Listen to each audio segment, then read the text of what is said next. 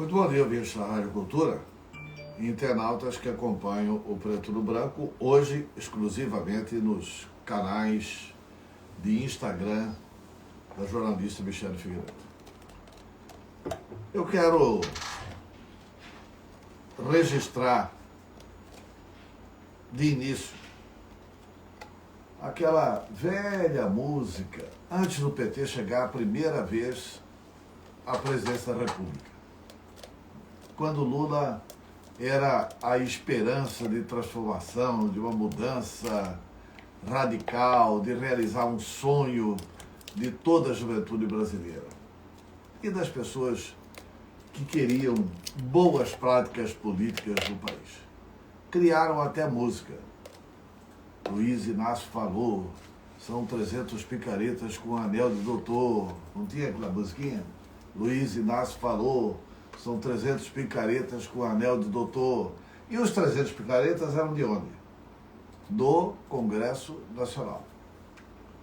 Antigamente, antes de 64, aliás, pós-64, o deputado federal, o senador brasileiro, eles podiam, claro, fazer os debates que quisessem na tribuna do Senado, mas eles não tinham nenhuma possibilidade de influir no destino dos recursos públicos para a realização de obras no país.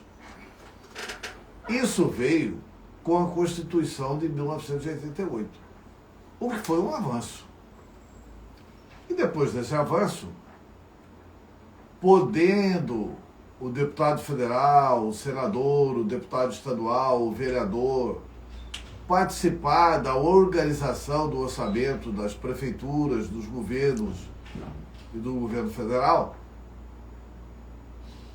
veio uma iniciativa do ex-senador Antônio Carlos Magalhães, saudoso senador Antônio Carlos Magalhães, já não está entre nós.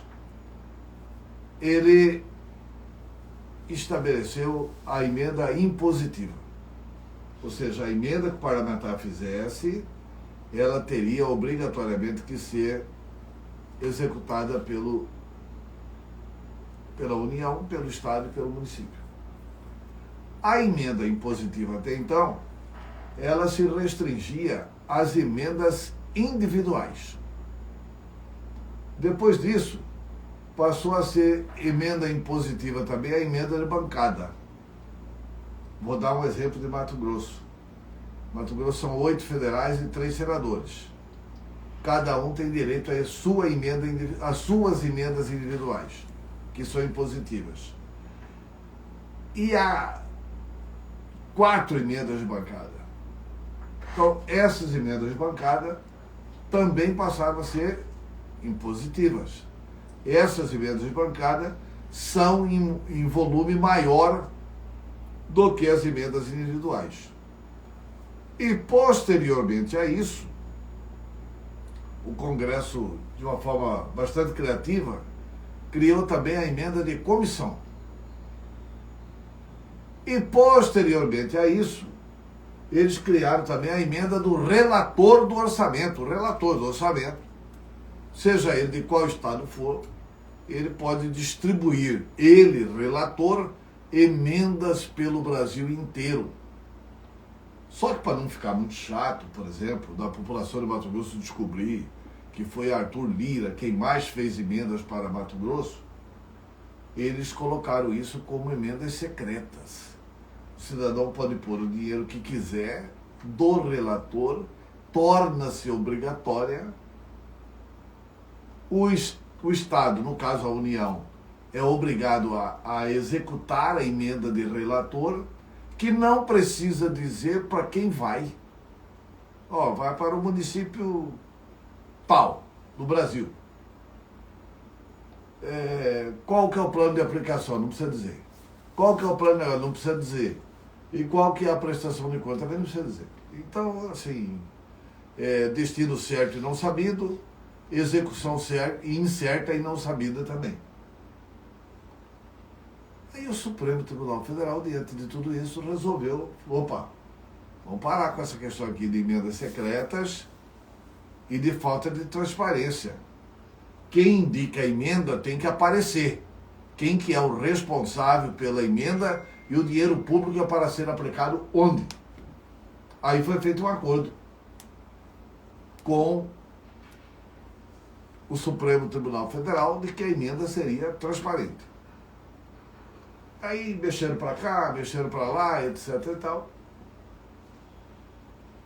E aprovaram uma nova regulamentação das emendas, tornando mais transparente do que essa anarquia toda que eu revelei aqui aos senhores agora.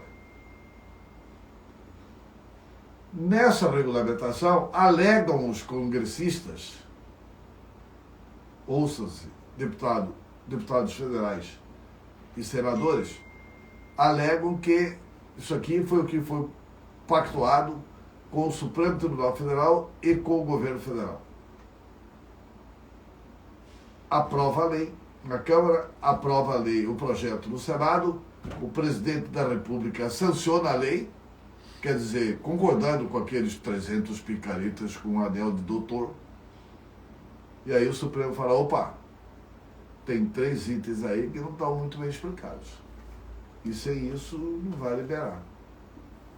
Por isso é que o Congresso brasileiro está lá, vara a madrugada, não vai votar, está segurando o pacote fiscal. E assim, se não liberar as emendas, eles não vão votar. É uma chantagem pública, escancarada, para a população brasileira tomar conhecimento.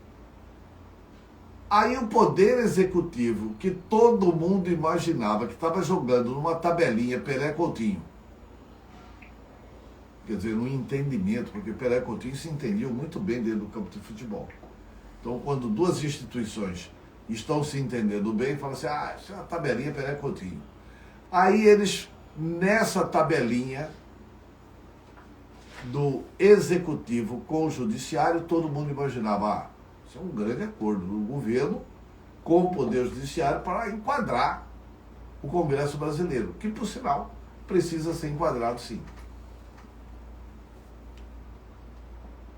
Depois de tudo isso, o que se vê hoje? A Advocacia Geral da União, em nome do Poder Executivo, requisitando que não que o Supremo Tribunal Federal não que reveja a sua posição e considere o projeto de lei aprovado pelos deputados, porque deu uma melhoradinha, apesar de que tem muita coisa aí escondidinho. Eita, Nordeste que é bom. No Nordeste tem assim, escondidinho e danado de bom. São 2 pratos espetaculares do Nordeste brasileiro. E os deputados federais e senadores estão querendo fazer escondidinho e danado de bom de emendas parlamentares. E o pior é que o Poder Executivo está ao lado dos parlamentares. E aí, o Supremo Tribunal Federal cederá para contemplar os interesses dos parlamentares? Se não, vai trazer a ingovernabilidade. Brasil, mostra a tua cara, é isso. No ar, Jornal da Cultura.